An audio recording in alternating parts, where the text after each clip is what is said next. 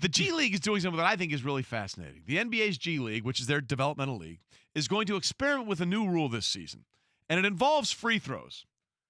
And it's going to involve free throws that will cut the number in half, but may add what they're worth, which I think is really interesting. Here's the deal. They're going to they're going to dabble with a trip to the free throw line that will include only a single foul shot. Right. But could be worth 1, 2, or 3 points, depending on the nature of the foul leading up to the attempt, officials tell ESPN. Yeah, basically they're looking to cut time out of the game. Yes. They think it'll shave between 6 and 8 minutes out of the game. And just think, the G League is like minor league baseball. This is where you try stuff. Correct. And I have zero issue. Like in the NFL, really the only place to do it is like in the preseason. So which may be going away. That's exactly right. Well, we're going to try stuff now.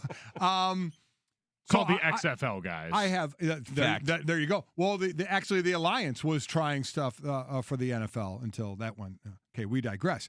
Rest in power. Bottom line is, you try stuff here in the G League. They've tried things before, like the challenges from the coaches that has gone up to the NBA, and now they're trying this. This is somewhat radical. So again, think about it: 2-shot foul, 2-shot foul. Normal. Think of a 2-shot foul. 2-shot foul. Well, now the player will go to the free throw line, shoot it one time. If he makes it, it's worth those 2 points. If you're fouled behind the 3-point line, 3 foul shots normally. Now take 1 free throw. You make it, you get 3 points. You miss it, you get nothing. No chance to get any of the 3. So very interesting, I think. Stock up, bad free throw shooters. Yes. Because all you need to do is make one of them now to potentially get it, which could be an interesting way to curb some of the hack-a-shack strategy that we've seen that so many people find as kind of an eyesore towards the end of games. And also, I heard them say they think it could take, about 8 minutes off of total game time? Yeah. 6 to 8 minutes. And really quickly, the traditional free throws will be in play at the final 2 minutes of the half and at the end of the game. So it wouldn't be... Okay, so it wouldn't curb the hack-a-shack. Right. It wouldn't, not at the end of the game. The G League will revert to traditional free throw rules for the final 2 minutes of regulation, I should say, and overtime, not half. So regulation at the end of the game and possibly overtime. Somebody has already weighed in on this, by the way. Somebody in basketball, I would imagine. That would be Steph Curry. Yeah. Steph Curry says they might have to change that 50-40-90 accomplishment. That's what we talked about with Elena Deladon yesterday, which is 50% from the floor, over 40% from 3 points, and 90% from the line. Kind of changes the entire dynamic of being 90% from the free throw line. Absolutely. I mean, listen, a lot of these changes, we were just talking about adding a 17th game maybe to the NFL. You think the record books look a little bit different when all of a sudden you've got 17 games and the way we've seen that change over the years.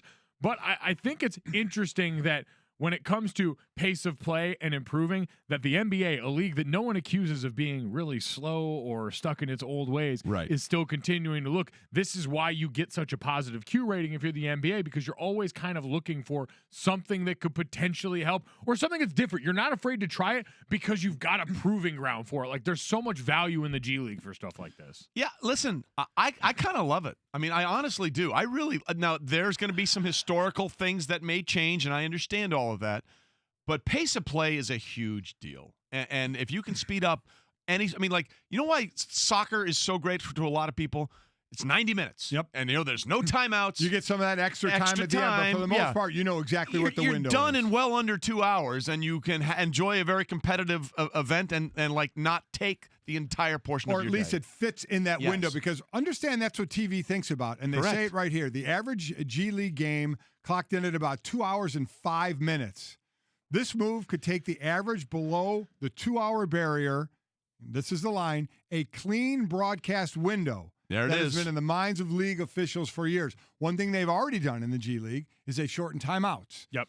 See, now, because the other side of it's going to be pushed back from the player saying, wait a minute, we're getting a little less rest. You're going to see more substitute, less chance in the timeout. You stand and you rest for 3 free throws. Now there's 1, and you're back playing again. So going to be real interesting. They're worried more about that time and fitting in that clean window and some of the things to do. So that's why I'm not sure how much of this will actually jump up to the NBA. As I was going to say, it seems aimed at, as you continue to try and up salaries potentially in the G League, make it a more competent television product. We've seen the way that the NBA Summer League has become such a bigger product out in Las Vegas, the work that we've done with that. So all of it trying to make it as we see with most sports, a more year-round product for people. Well, now, what I'm really curious about is what would be deemed a 1-point free throw attempt. Obviously, if it's a 3-point shot, one free throw would be worth 3. Standard bucket, 1 free throw would be worth 2. What would make it a 1-point attempt? That's Probably going to be range, right? Yeah, that I do not know. I do know and ones will be done the same way. You get fouled while you're shooting a basket. Yeah. You get that one more shot. That will count the same. And again, end of regulation and in overtime, it will revert to how it's done normally.